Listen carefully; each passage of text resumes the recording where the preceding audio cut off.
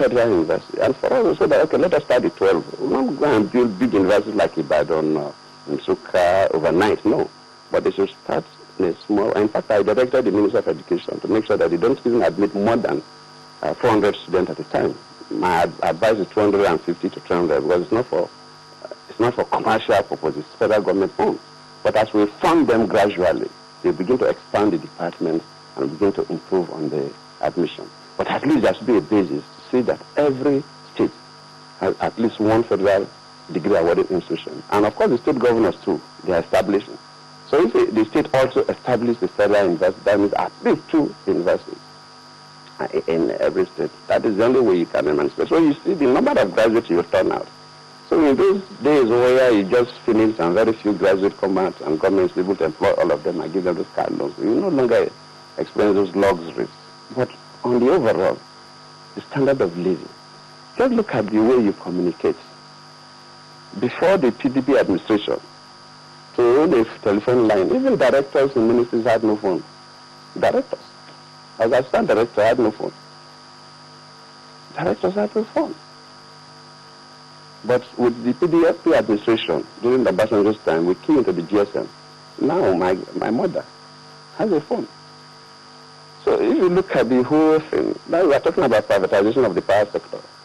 And God willing, before the end of the first quarter of next year, when the private sector will take over, I think on Monday I'm going to release the assets to them, officially giving them their certificates on Monday in that ceremony. And God willing, before the end of the first quarter next year, power will be reasonably stable in this country. And you can see what that will do to change the economy. So when we talk generally about the living standard and the way of doing things, it has improved significantly, but we still have the challenges, no doubt about that. And every human being wants the best.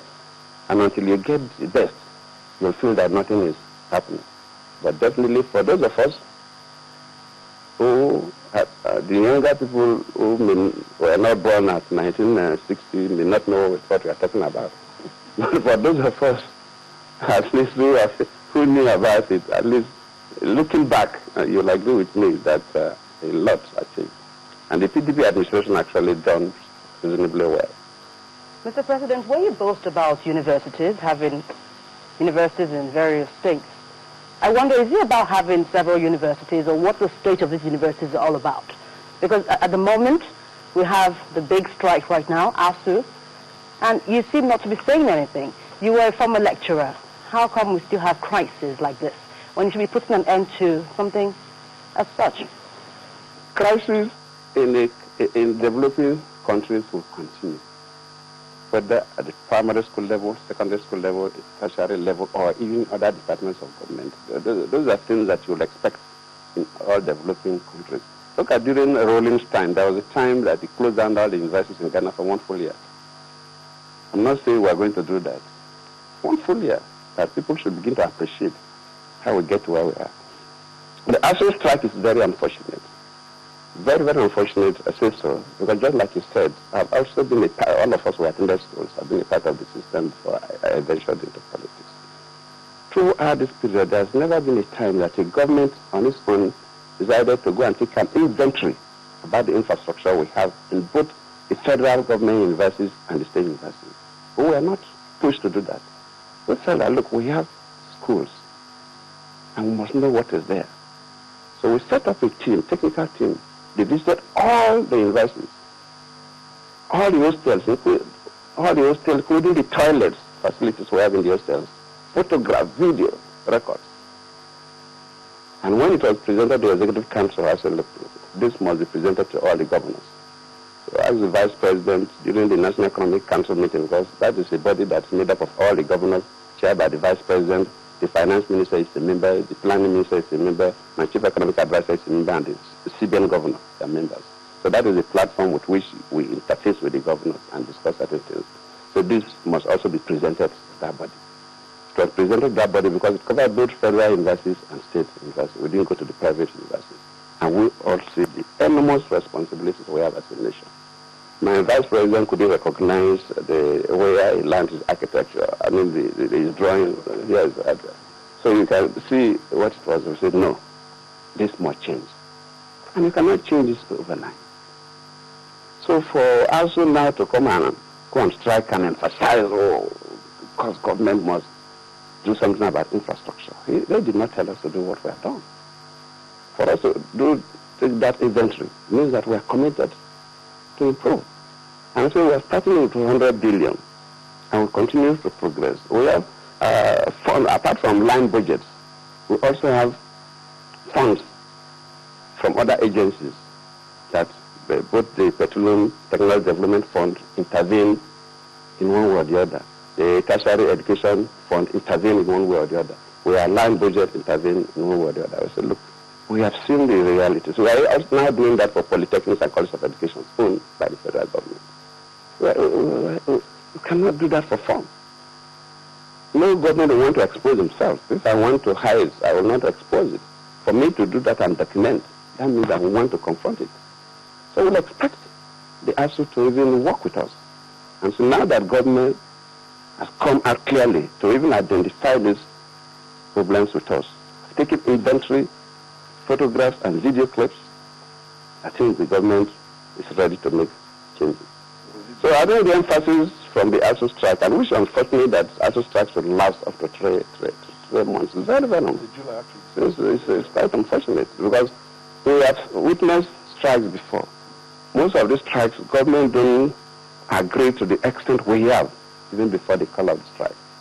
I believe, Nigeria, if I say that, people will misunderstand me, but definitely politics has fallen into so many things we do. When you observe the way people do certain things, you have the feeling that something else is happening. We may be seeing something different. But I will use this opportunity to call on us that for the sake of our children, they are emphasizing on their allowance, what they call end allowance. 90-something billion, there is 90 or 97 billion. They are saying, but these allowances are supposed to be paid from the internally generated revenue of universities. I said that even if we solve this problem, even if we give us 100% of what they are asking for, as long as we still manage the universities the way we are managing as a developing country, further strikes will come up in one way or the other, or salary. In some countries, if you go to the United States of America, lecturers don't receive the same amount of money. If you're a professor in one particular field, and if it's a field that very few people are experts, your price is higher, and they pay you differently than a professor in another field that probably there are more people. Until we get to that level, where the universities that claim to be autonomous will actually be autonomous in terms of funding. Here you say that, the president, the minister of education has no role to play in terms of appointing a university vice chancellor. We don't play any role. They just appoint and tell us that you want to be autonomous. That means that you can employ the number of people you want and whoever you want to employ. But the money must come from somewhere. And the group that will provide the money has no role. You cannot control you. So until we get to a point where that autonomy will translate into other areas, because autonomy without responsibility is a potential for crisis, and that's what we are suffering. Yes, sir. Because they're coming there, sir. Because if you talk about end allowance, that's supposed to come from the internal general revenue of a university. And if the university is unable to, and we say, okay, we will help. And they are making it as a key thing that will not call off strike. Because of that. It's not compulsory. We are only assisting.